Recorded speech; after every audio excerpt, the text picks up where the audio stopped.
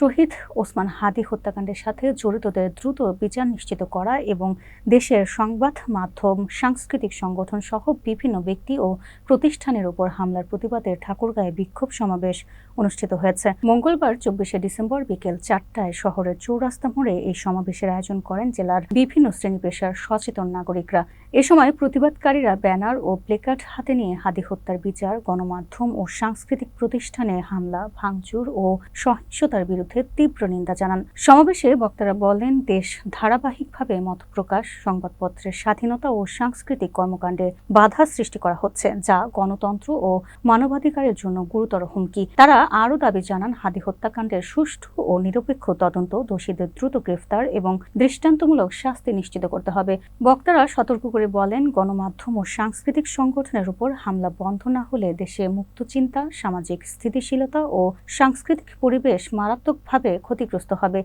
এ ধরনের সন্ত্রাসী কর্মকাণ্ডের বিরুদ্ধে ঐক্যবদ্ধ সামাজিক প্রতিরোধ গড়ে তোলার আহ্বান জানান বক্তারা। সমাবেশ শেষে শান্তিপূর্ণভাবে বিক্ষোভ কর্মসূচি সমাপ্ত করা হয়।